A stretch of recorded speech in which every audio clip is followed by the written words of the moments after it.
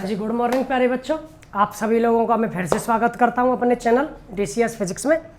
और देखिए बेटा, हम लोग अपना 7th चैप्टर पढ़ते हुए काफ़ी आगे तक आ पहुँचे हैं। वास्तविकता ये है कि आप लोगों को ऐसा लगेगा कि सर ने इस चैप्टर को कुछ ज़्यादा लंबा कर दिया। लंबा किया नहीं बेटा, ये लंबा है।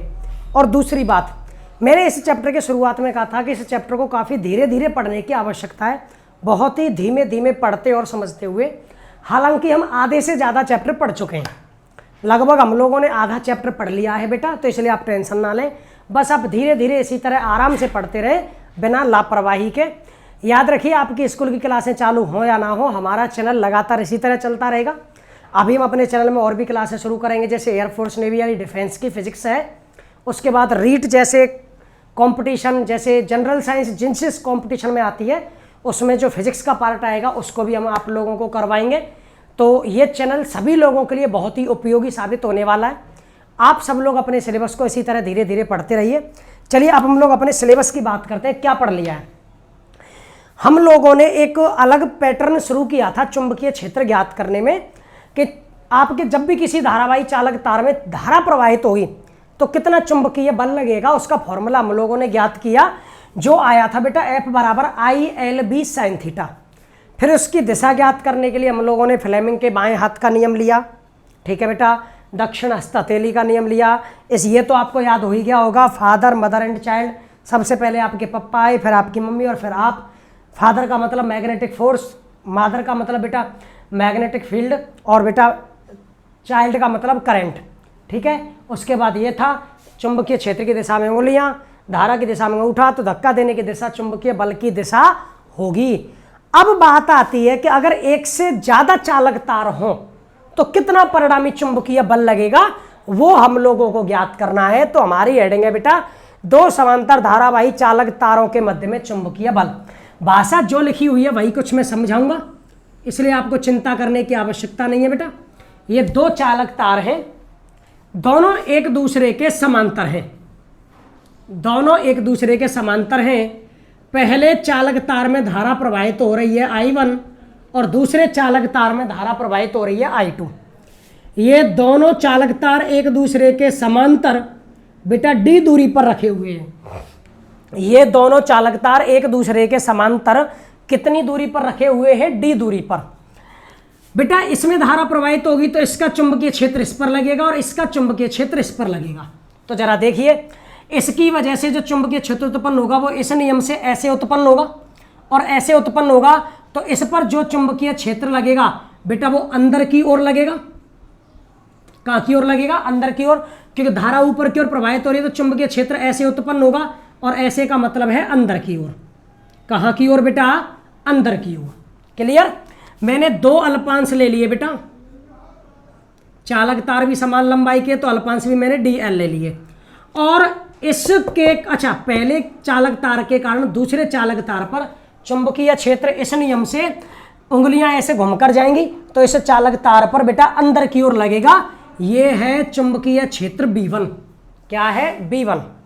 दूसरे चालक तार के कारण इस नियम को लगाओ, दूसरे चालक तार के कारण यहां से तो चुंबकीय क्षेत्र बाहर आएगा, तो इस तार से होकर तो चुंबकीय क्षेत्र बेटा ऐसे बाहर निकलेगा।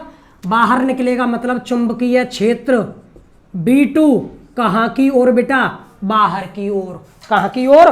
बाहर की ओर। क्लियर है? अच्छा, ये हो गया चुंबकीय क्षेत्र B1।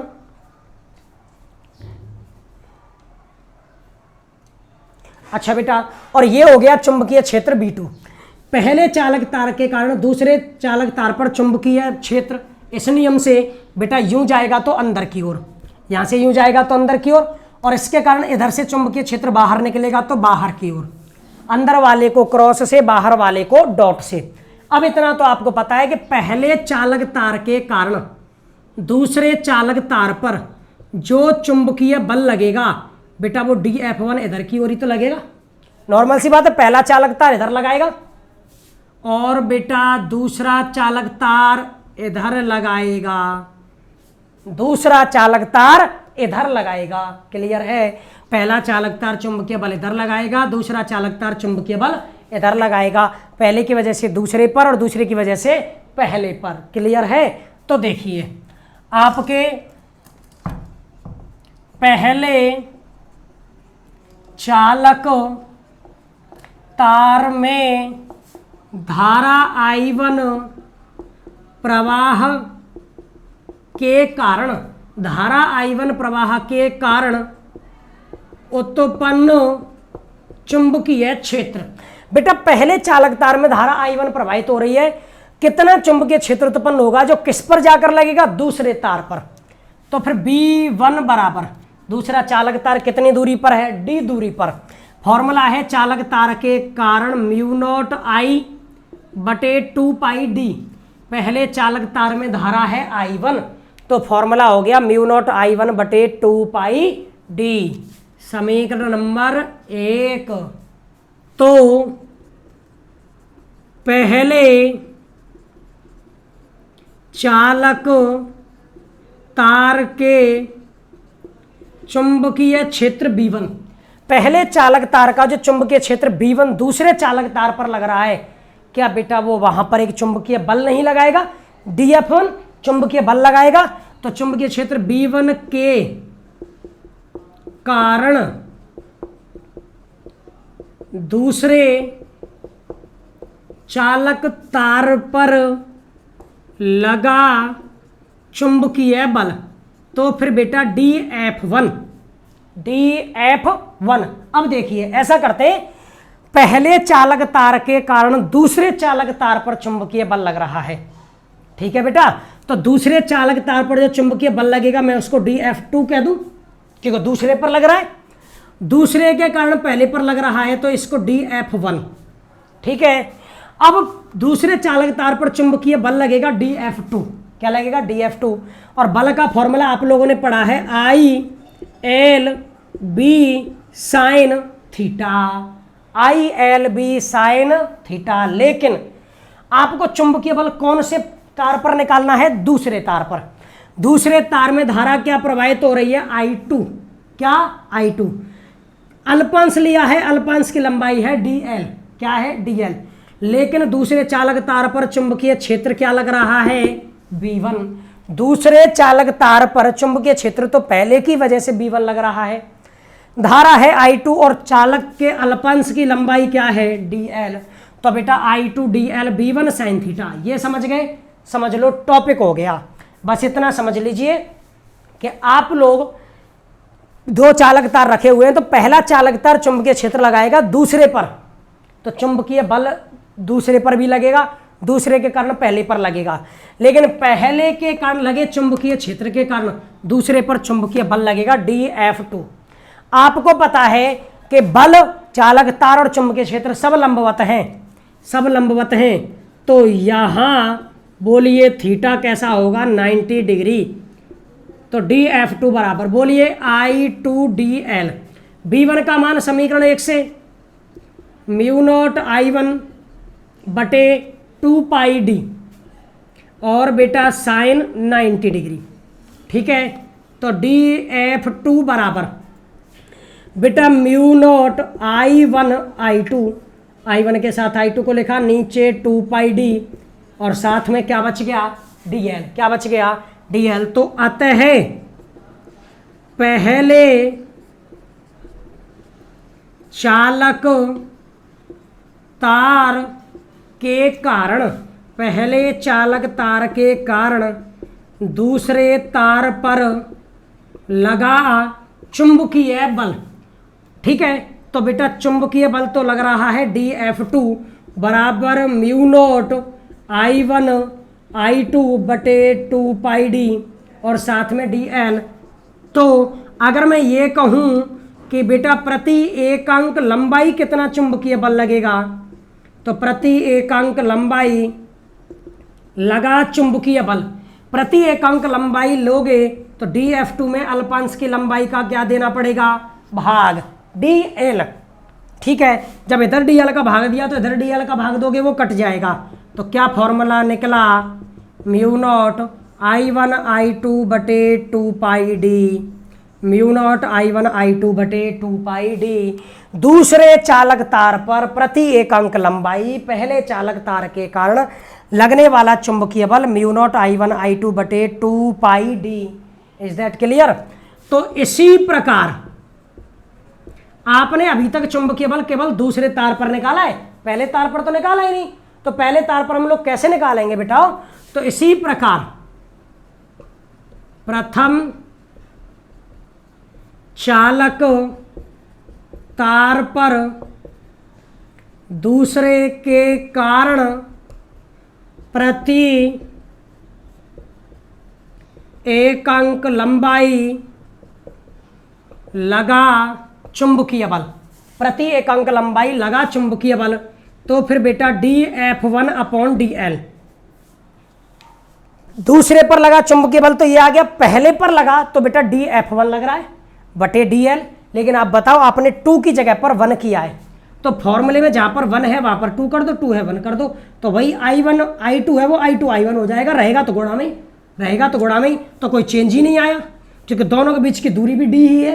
तो म्यू नॉट I1 I2 बटे 2 pi d, mu nought I1 I2 बटे 2 पाई डी, यस या नो। तो इस तरह बेटा दो समांतर धारावाही चालक तारों के मध्य लगे चुंबकीय बल को हम लोग ज्ञात करते हैं, जिसका प्रति एक अंक लंबाई फॉर्मूला है म्यू नॉट I1 I2 बटे 2 पाई डी। चाहे पहला दूसरे पर लगाए चाहे दूसरा पहले पर लगाए, चुंबकीय बल एक समान रहेगा, चुंबकीय बल एक समान रहेगा। तो पहले चालक तार के कारण दूसरे पर लगे चुंबकीय क्षेत्र को निकाला, फॉर्मूला आप जानते हो। फिर पहले के कारण दूसरे पर लगे चुंबकीय बल को निकाला, दूसरे में धारा I2 है, लंबाई L5 से dl है और चुंबकीय क्षेत्र V1 है, मान रखा। थीटा 90 होगा ही, तो बेटा प्रति एक अंक लंबाई के लिए dl का भाग दे दिया, यस या नो। आप लोगों को ये अच्छी तरह समझ में आ चुका है, आप लोग इसको फटाफट से नोट कीजिए ताकि हम लोग आगे बढ़े। चलिए बेटा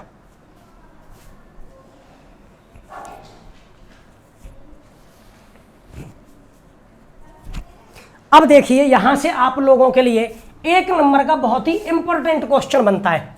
ये आप लोगों ने लिख लिया है, नहीं तो वीडियो पॉज करके लिख लेना है बेटा। आपको नोट्स बनाते रहिए बेटा, लिखिए वीडियो से ताकि आप लोगों को लिखने में भी कुछ याद हो। समझ गए? देखिए अब आप लोग सोच रहे होंगे सर ने कहा था मैं नोट्स डालूंगा, लेकिन डाले नहीं बेटा। नोट्स डाले जाएंगे लेकिन तरीके से।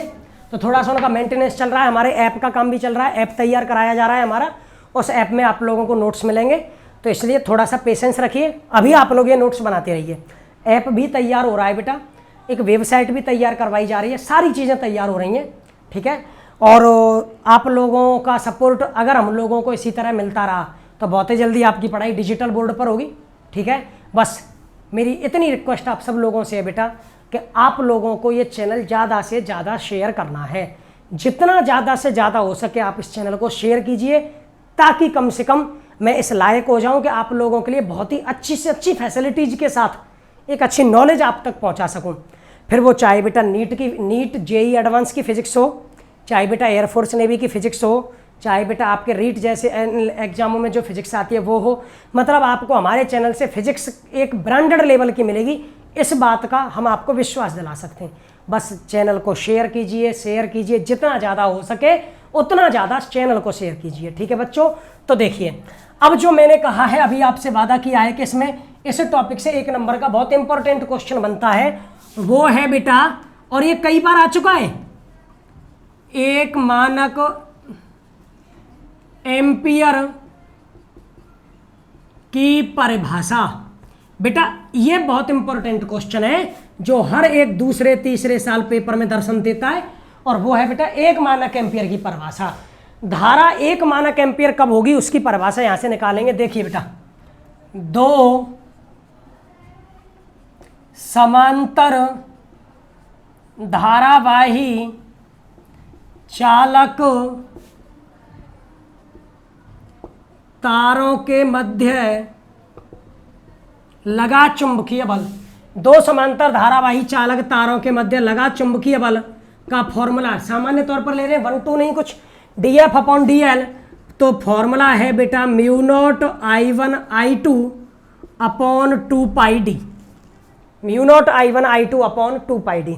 देखिए टॉपिक के बीच में मैं आपको एक जानकारी और देना चाहूँगा, हालांकि मैं आप लोगों को व्हाट्सएप ग्रुप से भी क्विज करवा सकता हूँ, टेस्ट ले सकता हूँ, आपकी पढ़ाई करवा सकता हूँ, लेकिन बेटा व्हाट्सएप ग्रुप में सिस्टम नहीं बैठ पाता उतना अच्छा जितना टेलीग्राम के ग्रुप में सिस्टम बैठता है। तो देखिए हमारा चैनल अब आगे क्या क्या काम कर रहा है। आपके लिए सबसे पहले एक ऐप तैयार करवा रहा है जिसमें आपको लाइव क्लास मिलेंगी, ठीक है। लाइव क्लासेस के साथ साथ आपको नोट्स मिलेंगे, क्विज मिलेंगी, ठीक है। उसके बाद बेटा आपकी वेबसाइट तैयार हो रही है। वेबसाइट पे आप लोगों का डाटा हमारे पास रहेगा, हमारा डाटा आपके पास रहेगा, आप सर्च कर सकते हैं। तीसरा बेटा आप लोगों के लिए एक टेलीग्राम ग्रुप बनवाया जा रहा है ताकि आप लोग टेलीग्राम ग्रुप पे भी लाइव टेस्ट दे सकें, ठीक है। आपके लिए हम लोग एक डिजिटल बोर्ड भी लेकर आ रहे हैं बेटा। बस उस सब के लिए ज़रूरी है कि आप लोग जितना ज़्यादा हो सके उतना ज़्यादा चैनल को शेयर करो, क्योंकि ये सारी चीज़ें मैं अपने चैनल के लिए कर रहा हूँ। और ये चैनल जब तक हमारा नहीं शेयर होगा, नहीं इस चैनल की ग्रोथ अच्छी होगी, तब तक ये सारे काम मेरे बेकार होंगे। समझ गए बच्चों? तो देखिए अब हम लोग आगे बढ़ते हैं बेटा।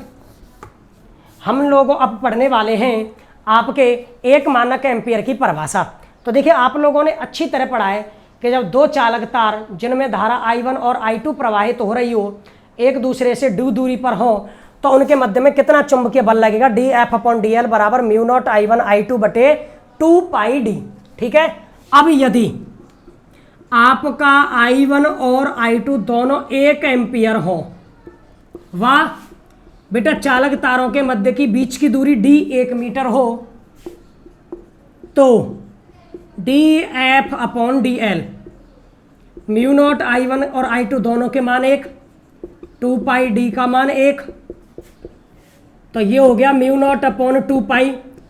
μ0 का मान लिखो 4π × 10⁻⁻7 अपॉन 2π से 2 टाइम्स कट गया, तो dF/dl बराबर बच गया 2 × 10⁻⁻7। बल है, बल का मात्रक न्यूटन, नीचे दूरी है, दूरी का मात्रक मीटर। अब इससे क्या परिभाषा निकलती है? अब इससे जो परिभाषा निकलेगी बेटा एक मानक एम्पियर की निकलेगी। क्या? देखिए दो चालक तार लिए जिनमें धारा प्रवाहित हो रही थी 1 एम्पियर की, कितनी? 1 एम्पियर की, और दोनों 1 मीटर की दूरी पर थे, तो दोनों के बीच में कितना चुंबकीय बल लग रहा था प्रति एकांक लंबाई?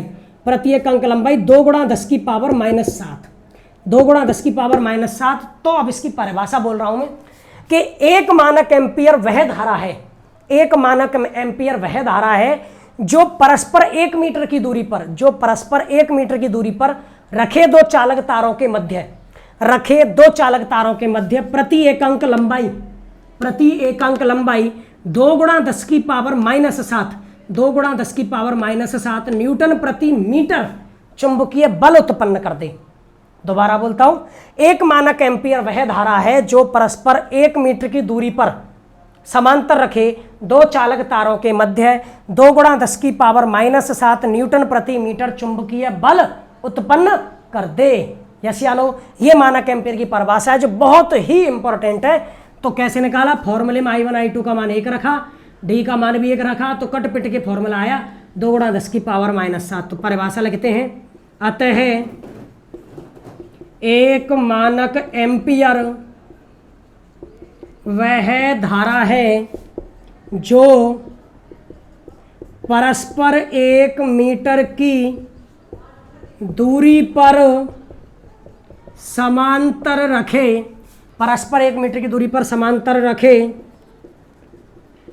दो चालक तारों के मध्य, दो चालक तारों के मध्य प्रति एकांक लंबाई, दो चालक तारों के मध्य प्रति एकांक लंबाई 2 × 10⁻⁻7 न्यूटन प्रति मीटर चुंबकीय बल उत्पन्न कर सके, उत्पन्न कर सके। क्लियर है बेटा? एक मानक एम्पियर वह धारा है जो परस्पर 1 मीटर की दूरी पर रखे समांतर दो चालक तारों के मध्य प्रति एकांक लंबाई 2 × 10⁻⁻7 चुंबकीय बल उत्पन्न कर सके। क्लियर? यहां पर आकर आपका दो समांतर धारावाही चालक तारों के मध्य में चुंबकीय बल और बेटा एक मानक एम्पियर की परिभाषा हो गई। दोनों ही टॉपिक इंपॉर्टेंट थे, लेकिन ये बहुत ज़्यादा इंपॉर्टेंट है, हद से ज़्यादा मोस्ट इंपॉर्टेंट है इस बार के एग्जाम के लिए। तो भले ही आप लिख लीजिए 2021 के एग्जाम के लिए, ठीक है। अब एक नोट जो आपको याद रखना है वो नोट है पहला, दो समांतर तार है बेटा, तो समांतर तारों में धारा की दिशा, उन दोनों समांतर तारों में यदि धारा की दिशा समान है, समांतर तारों में धारा की दिशा कैसी है, समान है, तो उनके मध्य बल आकर्षण लगेगा। कैसा बल लगेगा बेटा, आकर्षण बल। अगर दो धारावाही चालक तारों में धारा समान दिशा में प्रवाहित हो रही है तो उनके बीच में बेटा जो चुंबकीय बल लगेगा वो आकर्षण प्रकृति का लगेगा। यदि समांतर तारों में धारा की दिशा बेटा विपरीत हो, धारा की दिशा विपरीत हो, तो बल कैसा लगेगा बेटा, प्रतिकर्षण बल लगेगा। कैसा बल लगेगा, प्रतिकर्षण बल लगेगा। बोलो यस या नो। यदि दो समांतर तारों में धारा समान दिशा में है तब तो आकर्षण बल लगेगा, और अगर बेटा विपरीत दिशा में है तो बल का मान, बल की प्रकृति कैसी होगी, प्रतिकर्षण की। क्लियर है बच्चों। तो आप लोगों को ये और लिखना है। यहाँ पर आकर हमारा ये टॉपिक कंप्लीट, और अब हमारा बिल्कुल अलग ही डिफरेंट टॉपिक शुरू होगा, तो इसको फटाफट से लिखिए। चलिए फिर हम लोग आगे बढ़ जाते हैं। हम लोग अब आपको एक न्यूमेरिकल कराएंगे, इसको आप वीडियो पॉज करके लिख सकते हो। अब इस पर आधारित एक आध दो न्यूमेरिकल करा के आपको लोगों को इस टॉपिक से फ्री करते हैं। बस फिर आप लोगों को इसे ढंग से पढ़ना है।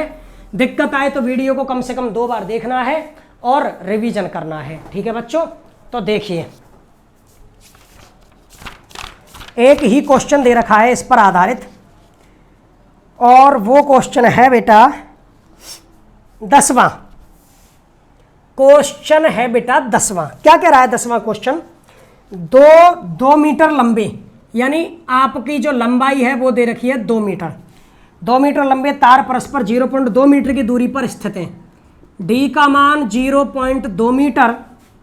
यदि दोनों तारों में 0.2 एम्पियर की धारा प्रवाहित हो, आई का मान 0.2 एम्पियर, तो तारों की प्रति एकांक लंबाई पर लगने वाला चुंबकीय बल, तारों की प्रति एकांक लंबाई पर लगने वाला चुंबकीय बल dF बटे dl, बताओ फॉर्मूला म्यू0 I1 I2 बटे 2 पाई डी, म्यू0 I1 I2 बटे 2 पाई डी। ये I1 का भी मान है और ये I2 का भी मान है, ये I1 का भी मान है और ये I2 का भी मान है। तो dl तो कोई काम का नहीं, बचा कौन, d, I1 और I2 मान रखने हैं, म्यू0 का मान रखना है, कैलकुलेट करना है और आंसर निकालना है। जो भी आंसर आएगा वो आएगा न्यूटन पर मीटर में, क्योंकि ये चुंबकीय बल प्रति एकांक लंबाई है, चुंबकीय बल प्रति एकांक लंबाई है। ठीक है बच्चों। तो चलिए अब आप लोग इस न्यूमेरिकल को करिएगा। हालांकि अब न्यूमेरिकल आपके लिए आसान हो गए होंगे, बहुत ही ईजी वे में आप लोग न्यूमेरिकल करते हो।